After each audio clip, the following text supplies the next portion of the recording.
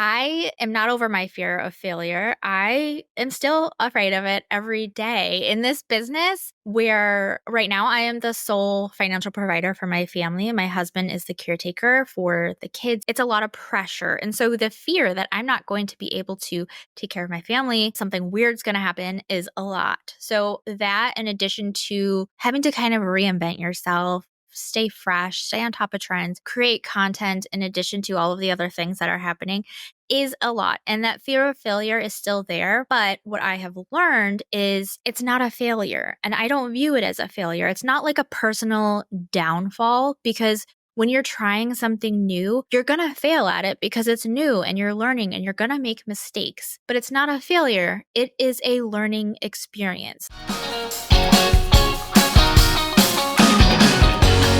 Hey there, welcome back to another episode of Social Media Manager Confidential. Today we're doing a fan favorite Q&A with Shantae. I did an Ask Me Anything over on my Instagram stories yesterday, and I did answer some of those in my stories, but a lot of them were really great questions, and I wanted them to have a more permanent space here in the podcast on my YouTube channel. So I'm going to be answering quite a few of them here. This might be a long one, so we might separate this into 2, maybe even 3 videos to keep them short and actionable. So here we go. The first question is, how many clients could you comfortably manage at one time without seeking external help? Okay, so I will say I learned this the hard way, in that I took on too many clients at once where I couldn't keep up. So I will say, from a beginner's perspective for clients, again, this is going to depend on what type of packages you're offering, how much content you're creating, engagement, hand-holding for the client, communications, meetings, all of that. But for the most part, 4 to 5 tends to be the limit for one person. I personally now might be able to push that to maybe 6 myself. I mean, that would be all of my time. That would be full time. I wouldn't be able to grow my business. I wouldn't be able to bring on any more clients. I wouldn't be able to do anything. That would be my entire job, would be managing those 6 clients, and that would be it. There would be no growth from there. For the most part, if you want to grow an agency, you will need to bring on an additional person to help you with any other clients that are beyond that 4 to 5. So hopefully that's helpful. The next question is from Antoinette. Did you deal with fear of failure? If so, how did you get over it? So this was a really great question, and one that I posted about and answered in my stories. But basically, I am not over my fear of failure. I am still afraid of it every day. In this business, where right now I am the sole financial provider for my family, and my husband is the caretaker for the kids. He's the one running them to school. He's the one running errands. He's the one taking care of the house, helping with the homework, like stuff like that. So for me, it's a lot of pressure. And so the fear that I'm not going to be able to take care of my family, something weird's going to happen, is a lot. So that, in addition to having to kind of reinvent yourself, stay fresh, stay on top of trends, create content in addition to all of the other things that are happening,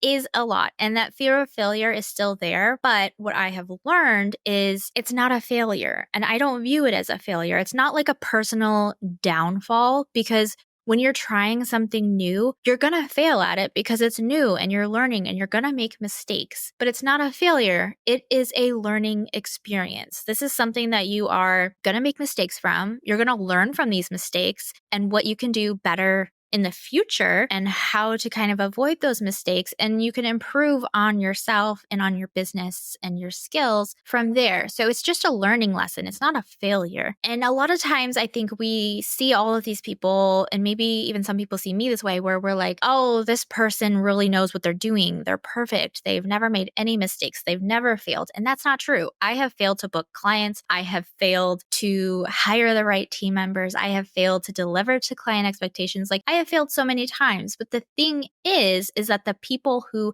you see, towards the top of the industry, who you see a lot, who you really admire, it's not that they're perfect. It's that they are resilient. They have failed time and time again, but they haven't let that stop them. They haven't quit. they use it as a learning experience to improve themselves and their business and whatever it is that they're doing to move forward and propel themselves even higher. So that was my long-winded answer of you're going to fail, but it's how you handle that failure is what really sets you apart. Okay, the next question is from Anna Maria. What's the best format or way to display your results and strategies or plans to clients? So I like to do this in a Canva doc where it's like a presentation, essentially, where you're walking them through each step of how you develop your strategy for them. And I like to cover their goals, KPIs, and objectives, a audit on their current account and what's working and their current content and what isn't. And then I also like to do little mini audits on their competitors that they've provided me or accounts that they really like. So we can kind of pick and choose of what's working well in the space, what's something new that we can try, where's an opportunity there, and what's not working well overall. From here, we can then create strategy. And so then I present, okay, here's my thoughts on the strategy. Here's the types of posts we're going to be doing. And then I get even more detailed into here's what we'll say in those posts. Here's the hook. Here's the goals. Here's what the call to actions are.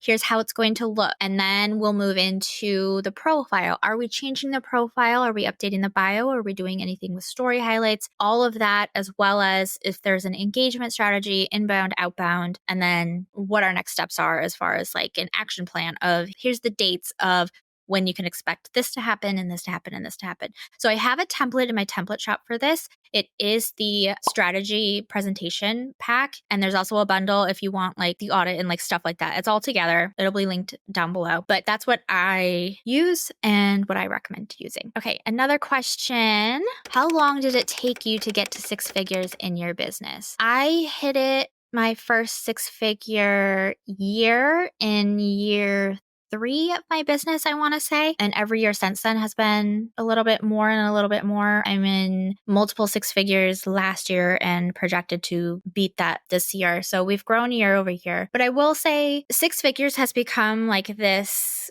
goal post in the online space of like you're either a six figure, seven figure earner or you're not. And I don't think it's just kind of like I feel like it's a little bit more of like a vanity metric, like you're in the cool kids club versus not. And it's kind of just become this thing where, yes, it can be inspirational.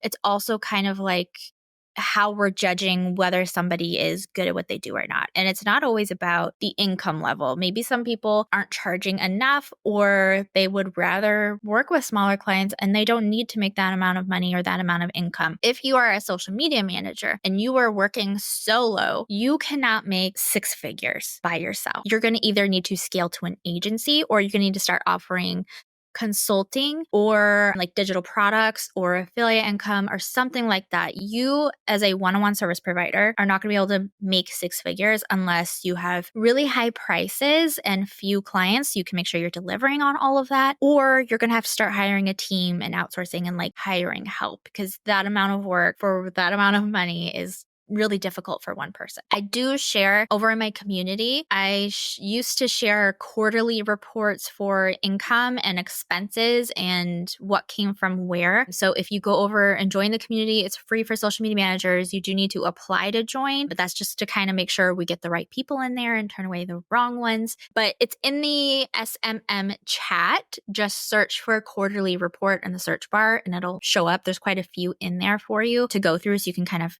take a look at what that is like. Okay, last question. Is it ick to use my personal Instagram account to like and share my social media business content? Who says it's ick? Who is deciding that it is ick to do this? Like according to who? If it's from potential clients, no, it's not going to be ick to them because they're getting information and nurturing where they're going to want to ask you about it or want to work with you. That is marketing. But if it's ick to people who are following your personal account, their friends, their family, their acquaintances, and they're not supportive of what it is that you do, yeah, it's ick to them because they don't get it. And it's kind of one of those things of you either care about that or you don't. They either support you or they don't. And that's something that is a them thing and not a you thing. You can't please everyone. You can't be not ick and also market yourself and promote your business. Some people will get it. Some people will get the small business, the entrepreneurship thing, and some won't. And that's not something you can control, and really not something that you need to focus on or put your energy towards or like worry about, because it really will not have an impact on you or the success of your business. If you do let yourself worry about it, if you do let it hold you back, where I don't want to be ick, so I'm not going to promote myself, I'm not going to talk about my business. Nobody's going to know you have a business. Nobody's going to know like, oh, I know so-and-so does this, and maybe it would be good to introduce you to. Like, if you don't promote yourself, your business isn't going to grow. Businesses don't grow without marketing. That's why we have jobs. So don't be afraid to market yourself. Okay, that's all for this episode. Thanks so much for listening. I hope it was helpful. If you have any questions, let me know. I love to chat with you in the Instagram DMs. And if you like this episode and you found it helpful, make sure you like